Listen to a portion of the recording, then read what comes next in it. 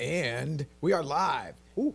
Yeah, it is Fired Up Friday. I'm Rick at studioUSA. Got my man, co-captain, Wayne in the house. There we go. And our guest today, this is Leadership Dense. We're like Leadership Attack today. So we've got sales leader from Ebby Halliday, DFW Northwest, the one, the only, Jason Bell in the house. Hey, thank you for having me. How you Great boys to be doing? Good. Ready to go. All right. So we got manager, leader, coach, and We don't even know what to call you at this point. Yeah. I don't think.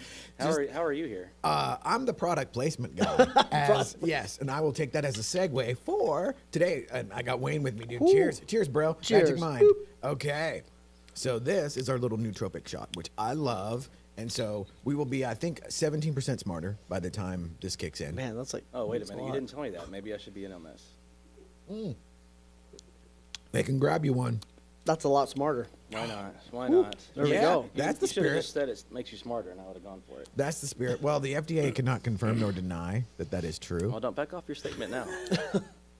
Then next up, we got some brain fuel, some mushroom gummies. Man, a lot. You are gonna. What are you? Okay, You no, running for office today? What's happening? I'm not, well, I do have to go to work after this. You mentioned Oh. the word gummies. I'm so out. no, these are all nootropics. So pull the curtain back again, often, while I talk with my mouth full. I'm broadcasting 101. This is all brain fuel. So I have been sober for 19 years, 19 and a half.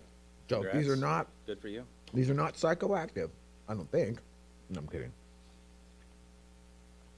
There we go. So I won't be tripping balls or anything. I won't be seeing Aztec temples or anything. There Yeah, we go. yeah. But I'm still a fan of better living through chemistry. Amen. I think we should use whatever we have available to us to better our lives. Right on. I mean, we're already jacked on coffee. We're That's going. it. That's But it. we do have our ramblers. Yep. Boom. There we go.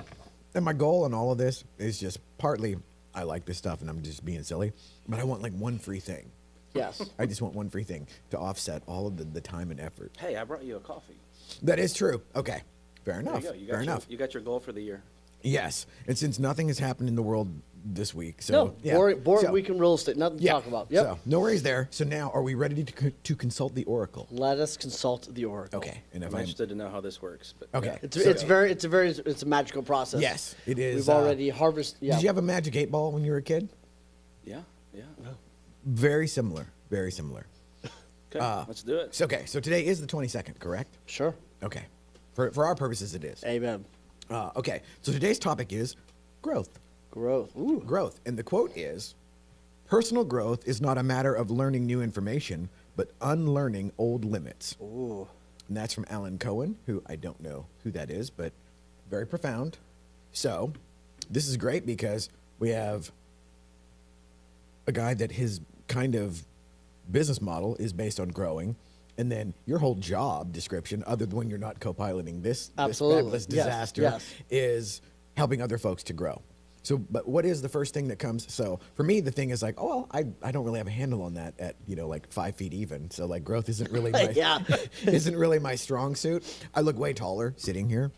So I love doing the live stream. It's My just- favorite thing is when people meet me in person. They're like, "Man, you're shorter than I thought you were." And I was like, "Bro, like they lead with that when they meet me." And I'm like, I guess I look tall on the internet. So well, there we go. Having never had that experience in my life, I wish I could relate to what you were saying. Yeah, But yeah. unfortunately, I can't. Yeah, there you go. Yeah. So what comes to mind for you guys as far as growth immediate, like just right off the top? Man, it's a hard thing to quantify, right? To be honest, it's a lot of it's mindset. A lot of it is being open to new ideas. I think you have to tackle every day with an open mind that whatever comes at you, you can handle. Nothing is too big to overcome if you I have the like right that. mindset. Anything is achievable. We're all given the same opportunities in life to just go get it, right? Buckle down. But it is mindset. I think innately, I believe humans innately just have that voice in the back of your head that tells you can't, and it's able to control and squish that voice. And if you can manage that voice, I think growth becomes limitless, really. And I think the simple thing we've all heard is you're either growing or you're dying, which sounds nice. We've all heard the bumper sticker. Yet it is interesting that maybe one of you guys remembers the stat, like how much we grow, up until the point of like, 19 or 20 or whatever it is, and then and then it like stops. Like how many, like most people don't read a book after college, ever. Like most people have not read an actual book after, right? It's insane. We do all this massive growth. You think about how much a kid learns from the age, 0 to 6 or whatever it is, and then it basically stops, 21, 22, 25, and then you just have the same experience over and over and over. So it's crazy that most people don't actually grow much. I think, based on my own experience, it's always I didn't grow until I had to. It was a lot of either whether it's adversity, a lot of times of my own design and my own making, but I would be painted into a corner. Yeah. And kind of what you said, along the lines of what you were saying, where, okay, I learn all this stuff, read, write, arithmetic, or whatever, up to a certain point, and then now I only want to focus on the stuff that I like. Yeah. And that usually ends in a cul-de-sac of I'm not growing on any level. And then with me personally, there were the things where like my own picadillos and my own habits ended up where, okay, now you've painted yourself into a giant corner and you are forced under duress. Yeah. And now in hindsight, I can look at that and say like, oh, awesome. But now, did you guys grow more in the difficult times or when, because like for me, if it's going good, I'm probably not going to change anything. I'm not going to do anything. So for you guys, what has been something that like actually spurred you on into a period where you, and for me, it's always hindsight, where it's like, oh, that was a period of growth, apparently, Yeah. So for you guys, what is it like as far as your own experience with either personal or professional, or actually, I'd really like to know, like, where do those blend as far as you guys go? Yeah. Well, and maybe if you break it down, it's like there's three kinds of people, right? People that don't grow no matter what, right? Like no matter how life is hard on them, they still never grow. Then there's people that, like you're describing, where most of our experience has been growing when we had to. And then I think that the most successful people, however you want to quantify that, are probably the people that do it before they have to. And like that's who I'm continually striving to be, not who I always am for sure, right? Like usually it's like, oh crap, it's bad enough now. Right, but what's the story about the dog laying on the nail? Right. There's this, have you heard the story? So this guy walks up and there's this dog that's kind of whining and sitting on a front porch and kind of whining, and a man goes like, what's wrong with your dog? And the owner goes, well, he's sitting on a nail, and the guy goes, well, why doesn't he get off? And he says, well, I guess it doesn't hurt bad enough yet. Right, but that's how, like, some of us have, you and I know for sure, I don't know, maybe you're smarter, I hope so, but like well, my... 17% smarter. Yeah, 17% smarter already, there you go, boom. Right, like I have an amazing pain tolerance, I guess, which isn't actually necessarily a great thing, because I can endure a massive amount of stupidity sometimes before I go and learn. Amen. Yeah. Yeah, for me, actually, I can pinpoint the time where I feel like, I guess growth started to happen for me, at least both personally, but more professionally, going through, I was in the insurance business for, 16, 17 years before I got into real estate. And shout out to any leadership program in any city. I did Leadership Plano, class of 37, best class ever. But I might have just got that wrong now that I said that.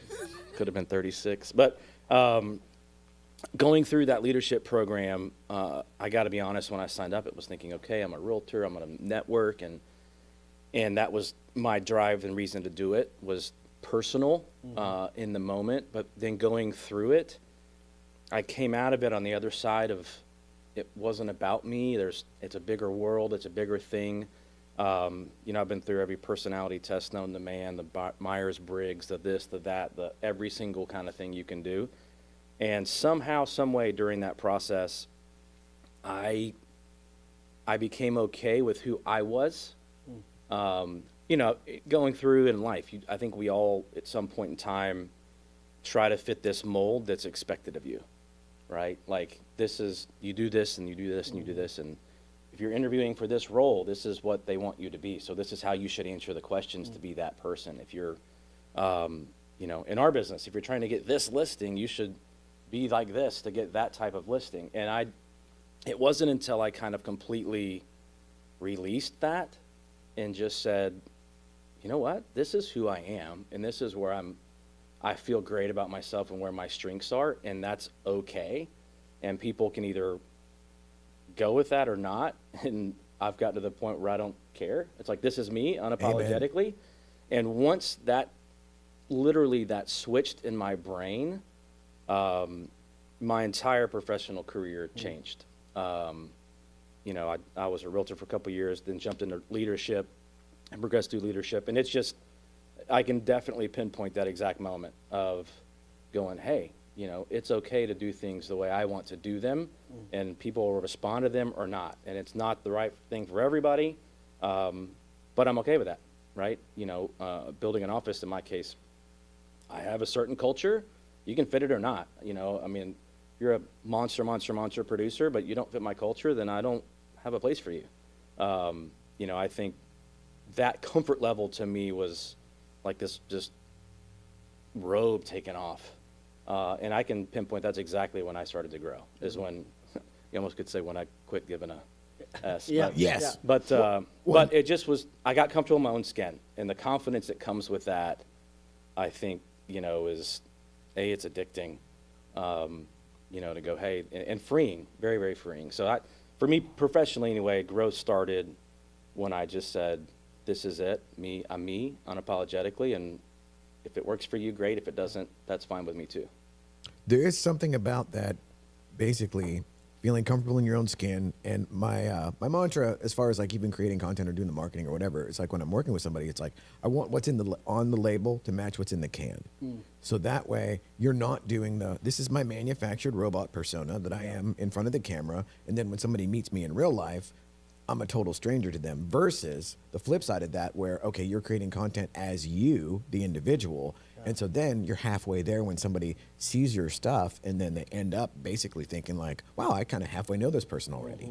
And so the thing I love about this and us being live, and there is nobody studied for the test, you know, because it's like, I do well on standardized tests. And historically that got me into more trouble because I didn't learn shit, you know. It was like I literally learned how to do a Scantron, you know, like, okay, odds are, you know, or I just whatever it was, I was able to be taught to the test.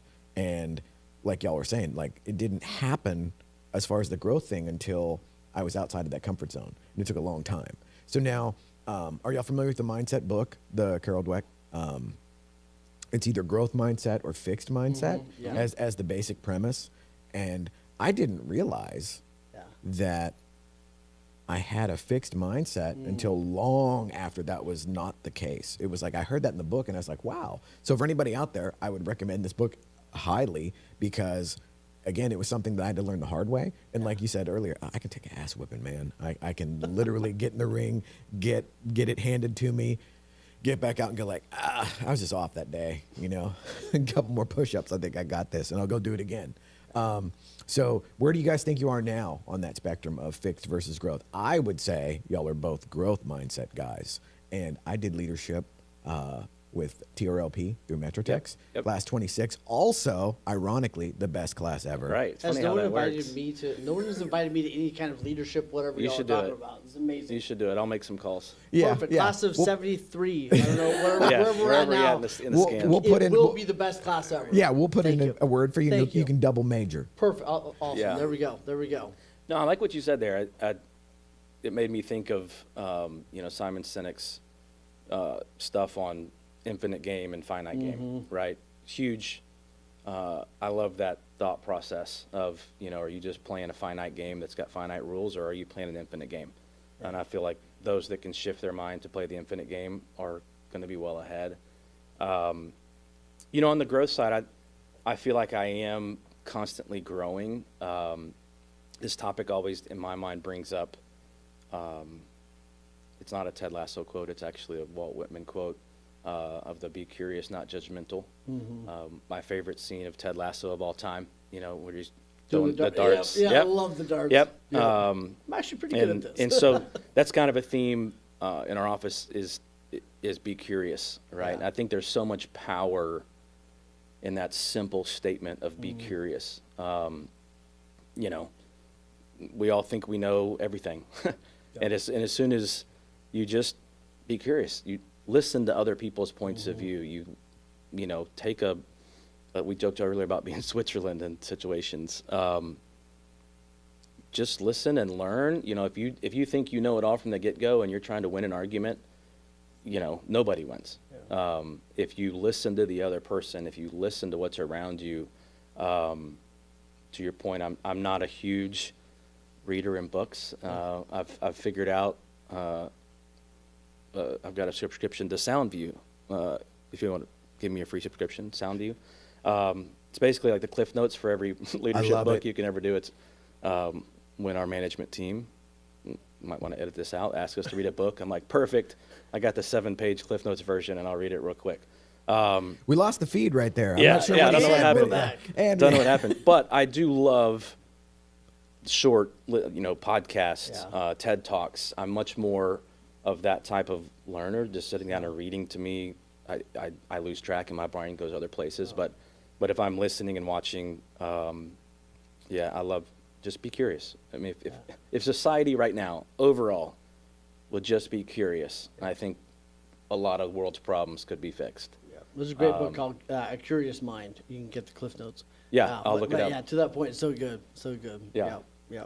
Well, and Eleanor Roosevelt said, you don't have enough time to learn on your own, so you better learn from others. You know what I mean? Like, you don't have enough time to learn all on your own, so you better figure out how to collapse time and learn from others. And I mean, that's the power of coaching, right?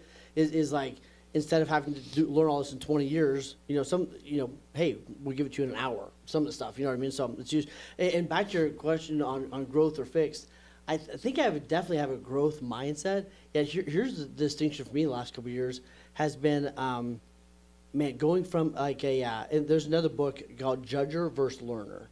So I had I thought I had a growth mindset, but I was in judger mode all the time. So I'd make a mistake. It's like, what's wrong with you? I can't believe you did that. You're an idiot. Work harder. Like, right? Like, it would just beat myself up, which actually, a lot of high achievers I work with, it takes them, like, that gets you going, but it only takes you so far. Because at some point, you're just like a tired, beat up, wannabe high achiever. You know what I mean? And like, you can only do so much beating the crap out of yourself. So learning the distinction between, I can have a growth mindset, but go from judger into this learner mode, which is like, okay, I screwed up, but what can I do different next time? What's the next right move? What's, right down. So for me, that's been the big distinction, is getting out of like that judger mindset, which I was really just being a victim in a tuxedo.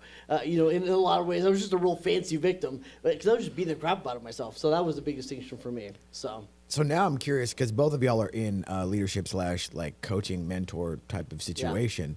How do you get folks past? Because it is my personal belief that all of that, like the inner critic and that sinister monologue that a lot of us have, which then turns out to be like imposter syndrome and a bunch of other stuff, that's learned behavior. You don't come off the assembly line as an infant with that in there, like, you suck, or like, you're stupid, like all of that. And it's never, or I've yet to find anybody where they came upon that voice naturally. It's always somebody else's voice. So in y'all's capacity as, essentially either management or the expert or the coaching, how do you get somebody to even to take a look at that and sort of like start to course correct? Dude, I'm so excited about this. I'm going to give you my 2 seconds on it. Jack Canfield has a great training on critic to coach. So how often, like, did you ever hear your parents yell at you when you're about to run out into the streets, right? It's like, stop, what are you doing, right? And then they may have said, like, what were you thinking? What was wrong with you? Whatever it is. So think about these couple categories. And the first thing we heard was anger, right? What's wrong with you? But really that anger came from a place of actual, like, a request, right? Like, I don't want you to run the street. Like, it was like anger, actually the anger and then love, right? So you heard anger, but it came from a place of love. Underneath the love was actually a request, right? It's like, I love you so much, I don't want you to get hurt. The request is, I want you to look both ways before you go on the street so you don't get hurt. So if you can hear in your mind is like, what the heck's what the heck's wrong with you? Why didn't you follow your schedule? Why didn't you get up? Why didn't you call this person back? Whatever it is. Like, we hear anger, but if you can, like you said, I think it's beautiful. The power's in the pause, and the pause is, okay, this is coming from a place of love. What's the actual request? Right? Like, I love you so much that I want us to make sure we do all our follow-up calls so we can actually pay our bills and be the dad we want to be, right? So if I can trace that down, like, I heard anger, but it was actually coming from a place of love, and underneath this love is a request. So I got to figure out what's the actual request underneath that. And then if I can go from general to specific, right? Like, do better, to like, start work at this time, or do better, or like, don't suck at life. So like, okay, I need to put it in my schedule, whatever it is, right? But if I can have that request go from a general request to a specific request, then I can take an action on that and move forward. So when I hear my judger voice now, it's like, all right, thanks for reminding me. Like, I know you're coming from a place of love. You sound like a jerk, right? But I can just be like, thanks, bro. All right, appreciate the feedback, the request. Okay, we're off to the races, right? So understanding where that's coming from has been really powerful for Like me. diagramming the sentence. Yes, yeah. Like you sound angry, but really it's coming from a place of love, right? Like when I'm beating myself up, it's really coming from a place of love because I'm out of alignment with who I know I could be. Because Right I'm on. not living up to who I know I could actually be. So there's some sort of request under there. Get better at your schedule. Get better at following this. Like learn this skill, whatever. There's some sort of request, and then I can move forward. Yeah, I completely agree. As you were talking through that, I was thinking through our coaching program, and I coach agents one-on-one as well in our offices, and I think the most successful coaching sessions are where you can just help someone kind of declutter their mind, I guess, right? I mean, like you said, it's almost, you've got to hear beyond what the words are and really try to help diagnose. I remember when I first started coaching, I had no earthly idea how to do it, what to do, what was going to be the best way to go about it, what does this agent need from me, what does this person need from me, and it was interesting. I was like, I remember the first session of 10 that we started a couple years ago. I was very much like, all right, y'all, this is not going to be a therapy session. You're coming in, you get your 45 minutes with me. You're going to sit down, and we've got this checklist of what are you doing, and it's, very high school football coach, like how many reps did you do here? And I got in to the sessions, and I quickly realized that very, very few of them were going to be that. And instead of being like, hey, I don't want to hear about what's going on and let's focus on the business side, I just started to embrace it. And what I found was, sometimes someone specifically needs like, hey, how do I get better at calling on FSBOs? Or, okay, I can help you dial that in if that's one of your strategies. But more times than not, it's mindset, it's what's going on, it's diagnosing like, well, hey, why do you think you might be off? Like, Yeah. you just seem off. You've admitted you're off. What's going on at home? What's going on in your life? And we've started now, like, I start every coaching session with, I don't know, there's 6 or 7, like, rank where you're at 1 to 10, right? On physically, spiritually, emotionally, financially, business, and a couple other things that, and as a coach, it helps me right away. When they walk in, I can diagnose right away, is this better or worse than last week? What are we making progress? Hey, this jumped really high. What happened this week? Oh, I had a closing. Funny how that works. But it's interesting if you can just help clear their mind. What I found is most agents know what to do. Yeah. Right? They know what to do. I mean, I don't feel like there's any secret magic pill. Almost every coaching program out there relatively says some of the same stuff. It's like, you got to be a person, you got to make phone calls, you got to talk to people. Like, it's a social business. Yeah. But helping them go through, and I just got to where I was okay with that. I'm like, if that's what that agent needs from me, especially in a leadership role, not an independent coach necessarily, but in an office, if that's what they need from me is 15 or 20 or 30 minutes to just talk to someone, then I found, it frees them, whatever burden that is on them, it frees them to then get back focused on what they know they should be doing. Yeah.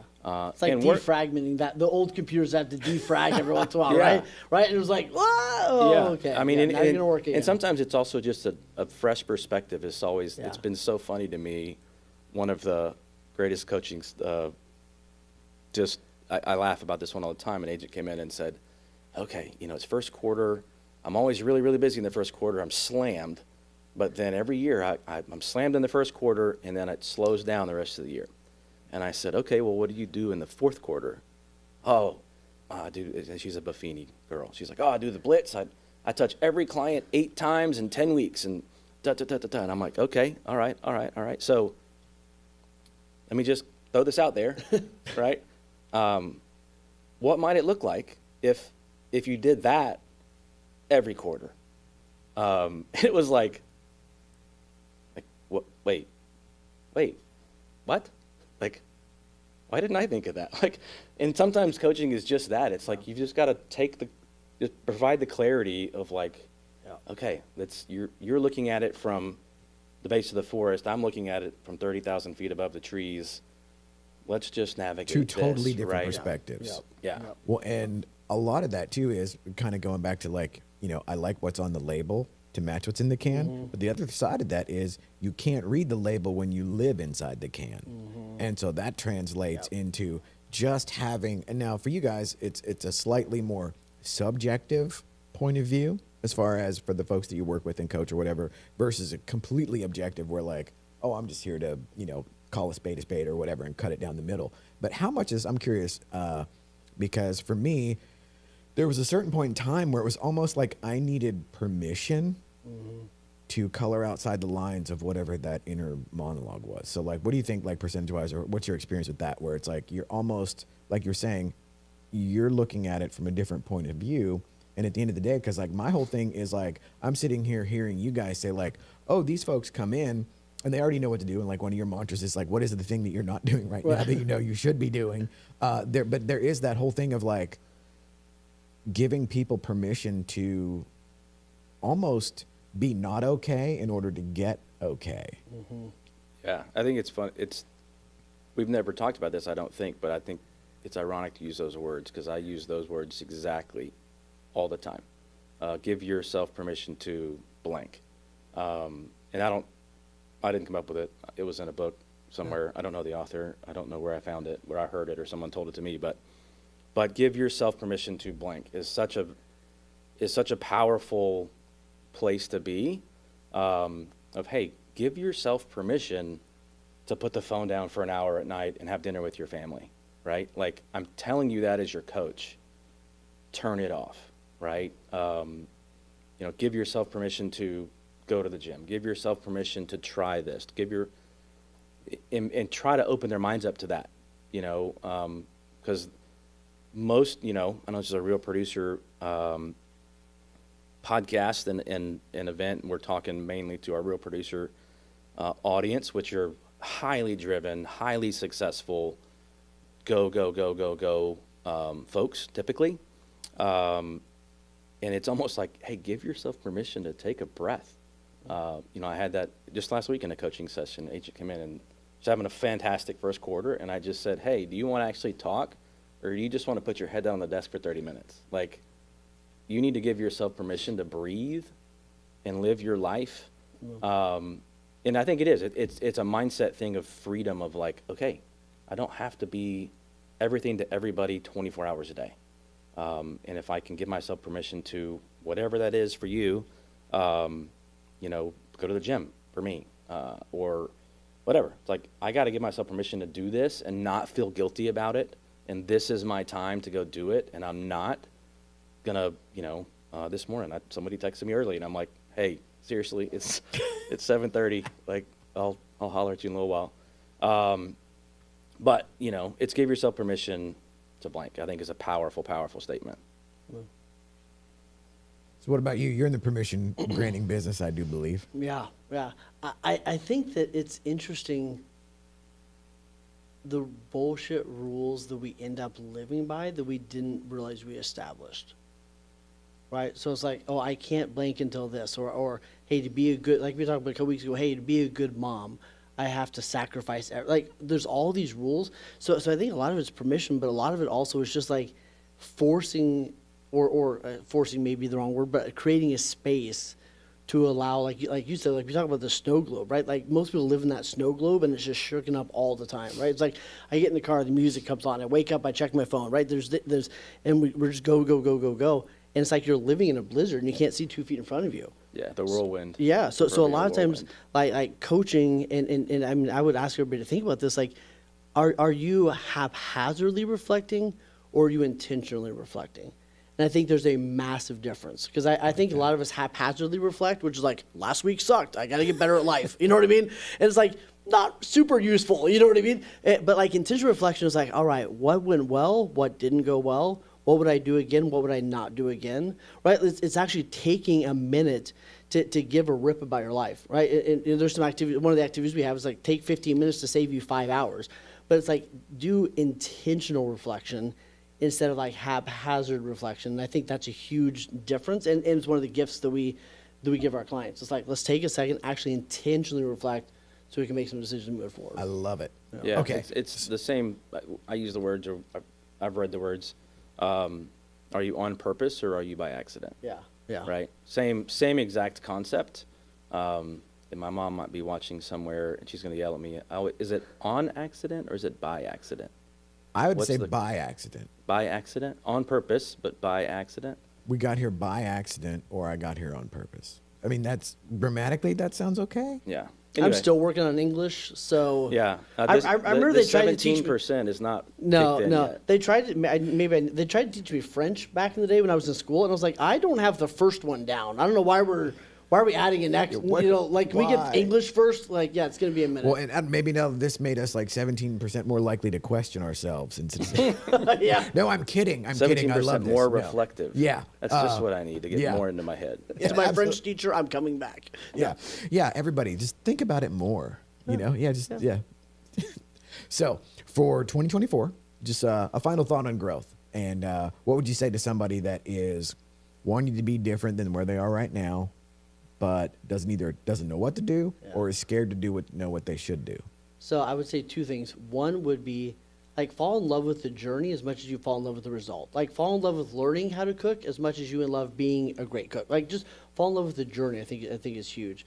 The second thing I would say is one of the things that I see a lot of high achievers do that I think actually does more damage than good sometimes is they're listening to 700 podcasts. They're reading 15 books at a time. They're going to 83 different courses, right? So like sometimes it's almost like they go way far the other way, and it's so much that they actually get nothing. So one of the things I'll do with my clients is we'll do like a growth plan or whatever it is, and it's like they'll choose one thing a month or one thing a quarter, and they may read 3 or 4 books, but it's on that one thing. They may go take a course, but it's on like focus in on instead of trying I'm going to get better at everything.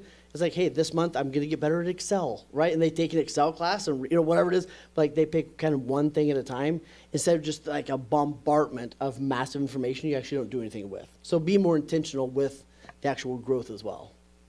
I love it. Yeah, I would. I think I would just say focus on the horizon, right? There's so much noise going on in our industry in the moment, in particular, and if you can just tune that out, right? I've always been. If you ever see me on social media, I'm huge on sunsets and sunrises. It's just kind of my focus every day, and it helps center me of that's the goal, that's the horizon, that's where I'm headed. You know, the number one way to not be seasick is to focus on the horizon. It makes everything less bumpy, right? So I kind of coined that into my mindset of just, hey, focus on the horizon and everything gets less bumpy. Yeah. So if you can just tune out the noise, the sky's not falling, everything's going to be fine. The tried and true that work hard, do things the right way, focus on clients, focus on relationships and growth, we'll be just fine. Yeah. I'll say one last thing on that. You know, we talk about I won't open up the can, but we talk about the NAR, all the stuff that's happening, right? And I think the best call that I've heard so far is the one I did last week, which is on Ironically. YouTube. Little subtle plug. No, but here's the only thing I would say on that. And I think it goes back to this. There's two kinds of people right now. The people that resist and resent are going to get their teeth kicked in, right? The ones that like, this shouldn't be, and this is bad for these. Like, unless you're going to run for office, like, don't talk about it until 6 o'clock. Like, do your job. Like, that's a 6:30 conversation, right? Like, do your thing, right? So if you resist or resent, that's going to be the biggest thing. That's going to be the enemy that destroys your business the next little while, if that's where your head's at. So you can either resist and resent and oppose, or you can compose. And one of my coaches said that to me a couple months ago. Hey, this is an opportunity to oppose, right, or compose. And I think it's a beautiful time to compose, right? What am I going to do different? What do I need to learn? This is beautiful. Yeah, Right on. well said. Pick one or the Well other. said. All right. With that, we are out. We good? Yes. Oh my gosh, that was.